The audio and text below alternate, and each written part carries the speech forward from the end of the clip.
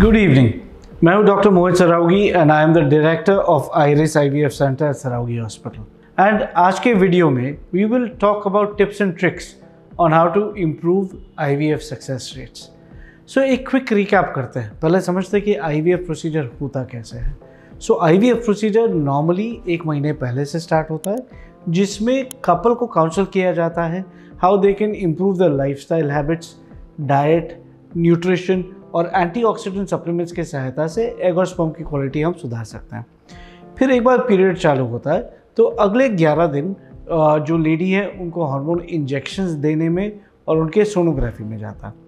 Then eventually जब eggs ready होते हैं तो for a very short duration यानी 3-4 घंटे के लिए हम लेडी को हॉस्पिटल में एडमिट करके अंडर एनेस्थीसिया सोनोग्राफी से नीडल डाल के उनके एग निकालते हैं। फिर एग और स्पर्म दोनों को लैब में फर्टिलाइज करते हैं, एम्ब्रियो बनाते हैं और ये एम्ब्रियो इवेंचुअली यूट्रस में डालते हैं। सो अगर आप समझेंगे कि IVF का सक्सेस डिपेंड करेगा on a number of things.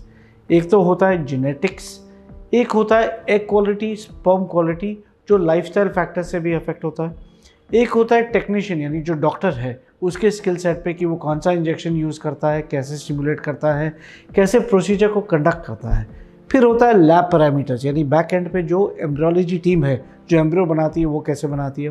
फिर होता है लैब के कंडीशंस, कितना स्टेराइल एनवायरनमेंट है जहाँ पे एम्ब्रियो बनते हैं। एंड लास्टली होता है इम्प्लांटेशन यानी यूट्रस का लाइनिंग कितना अच्छी तरीके से प्रिपेयर्ड है।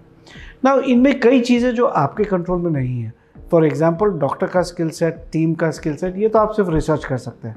बट ये जो 1 महीने का प्रीसीडिंग पीरियड है जहाँ पे हम प्रिपरेशन कर सकते हैं, इसमें what are the dos and don'ts ये हम डिस्कस करेंगे। तो let's first start with diet. IVF के लिए या फॉर दैट मैटर प्रेगनेंसी के लिए हेल्दी डाइट अटमोस्ट इम्पॉर्टेंस का होता है। जनरली हेल्दी बैलेंस डाइट में जो कार्बोहाइड्रेट इंटेक होता है that is restricted to about 40 to 50%। फिर यही डाइट में जो प्रोटीन इंटेक होता है that is around 25 to 30%। And जो बैलेंस होता है that comes from healthy fatty acids, okay, या हेल्दी फैट्स जो हार्ट के लिए हार्मफुल नहीं होता है। नाउ इसमें अगर पेशेंट में बॉडी मास इंडेक्स या BMI जो बोलते हैं वो थोड़ा सा ऑन द हेवियर साइड है तो कार्बोहाइड्रेट इंटेक और कम किया जाता है। Now let's talk about foods which are healthy.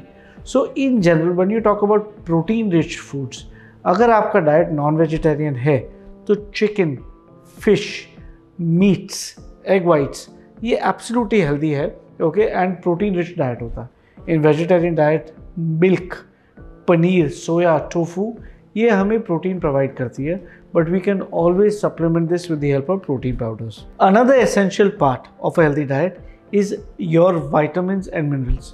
Now vitamins और मिनरल्स के लिए ग्रीन लीफी वेजिटेबल्स या एनी फूड प्रोडक्ट्स जहाँ पे कलर होता है, नेचुरल कलर होता है, आपके हो गए कैरेट्स हो गए, स्पिनच हो गए, बीटरूट हो गया, these things are rich in antioxidants, they're rich in vitamins, especially green leafy vegetables.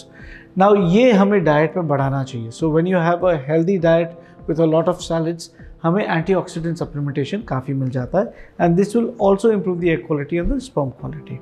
Then let's talk about things that we must avoid in the pregnancy period and in the 1 month before. So smoking and vaping is a strict no-no. यानी smoke में 10,000 plus carcinogens होते हैं, okay, specially when you are smoking. ये अपने health को, overall health को भी deteriorate करता है, but it can affect fertility in a very bad way. तो स्मोकिंग एंड वेपिंग बिल्कुल बंद कर देना चाहिए।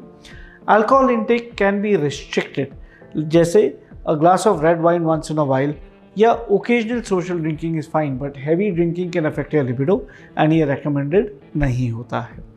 When you talk about coffee intake, this should also be done in moderation. That means 1 or 2 cups of coffee in a day is okay, but preferably restricted only to 1 cup of coffee every day. The other things that we should discuss when talking about improving IVF success rates is 1, sleep. So a good 8 hours sleep is very important for resting the body, for all the cells to regenerate and for embryo implantation. यानी हमें कम से कम 8 घंटा रोज सोना चाहिए। Then exercise. Exercise in the immediate post transfer period हमें avoid करना चाहिए, but इसका ये मतलब नहीं है कि आपको बेड रेस्ट की ज़रूरत है। आप घर में वॉकिंग एंड हमारे सारे रूटीन एक्टिविटीज़ यूजुअली कर सकते हैं। And lastly, sexual intercourse should be avoided in the 10 to 11 days after embryo transfer, while things are stabilising, यानी 10 से 11 दिन एम्ब्रियो ट्रांसफ़र के बाद सेक्सुअल इंटरकोर्स अवॉइड करना चाहिए। आई होप ये वीडियो आपको यूज़फुल लगा हो। इफ़ सो हमारे चैनल को ज़रूर सब्सक्राइब करिए। Thank you and have a good day.